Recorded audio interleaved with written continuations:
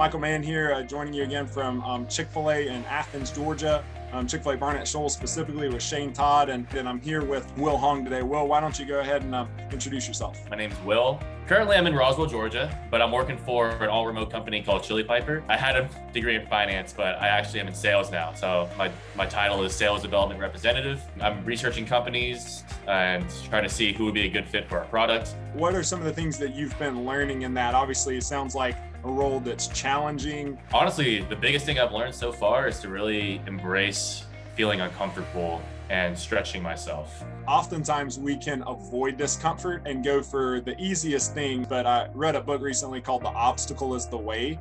And it basically lists out that the challenging thing is it's not only something you can and should be a part of, but it's the best way to like you said, to grow yourself or to move forward or to learn things about yourself. Why did you come to work for Chick-fil-A originally? And I had a couple of friends that were in leadership in Barnett Shoals, really great guys, and Chick-fil-A came with a very high recommendation, and they said it's a great place to work, great people, and I took the word for it, went for it, and I got it. But the reason why I stayed was, one, I learned I love the quick, fast environment where every day is a little bit different, but also a little bit the same, but you're moving fast. I feel like every person took time to invest in me a little bit. You know, there was an aspect of leadership development that I really enjoyed that came with Chick-fil-A. A huge part of success and even just of having impact is investing in employees, of course, investing in other leaders and investing in those relationships, right? What would be 2 or 3 things that you can think back on and recall learning or experiencing during your time at Chick-fil-A?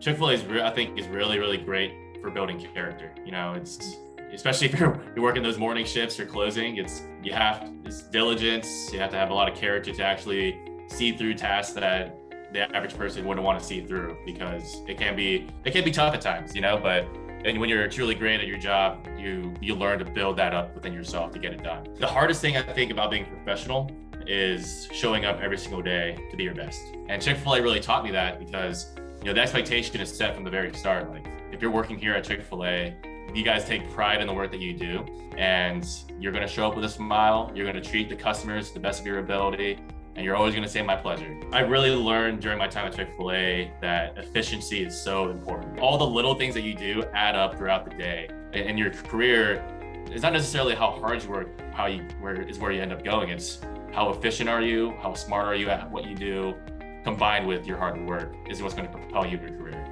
And Chick-fil-A really taught me to really think about the little things that I do and how it impacts my day-to-day. Something we've been talking about lately is how do you get more done in a smaller amount of time, but not miss the people and the human beings that are passing by you. You can't get too task focused to where you're just checking things off the to-do list and missing opportunities for people. But the more you get done in terms of the work you need to accomplish, then you have more time to sort of allocate to those people that you're passing by. And what would be a bit of advice that you would share with someone who's maybe a few years younger than you? Either they're not sure what they're going to do for a career, they're finishing up school, or even just someone looking to maximize their growth. The best advice I can give someone is don't necessarily think about job title that you want. Think about the life that you want. The first step is to really decide, like, who am I and what work style is best for me? And from there, you can narrow down your choices of, oh, this is probably a good path for me because this career trajectory matches the lifestyle that I want to live. Like, don't look at the job title.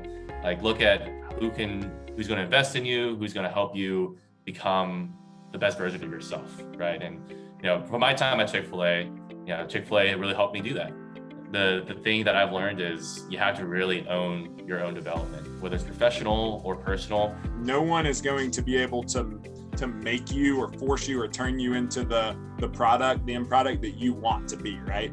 Oftentimes it's helpful to seek out someone to help guide you in which specific resources you should spend time on. Right. What's the book recommendation? What's the podcast recommendation? What's, a meeting or a club I could join or group I could attend? I think a lot of it just gets into asking yourself the question, do I want to be successful? And how do I define success? I feel like a lot of the times we can compare ourselves to people on Instagram, LinkedIn, even books, right? But the reality is you can't compare yourself to those people. You have to really measure yourself by your own intrinsic value. What would be a closing thought maybe that you have? Really focus on developing yourself, and if if you realize your degree isn't for you, then that's okay. It's been a real pleasure catching up with you, and I appreciate your time. Yep. Thanks, Michael.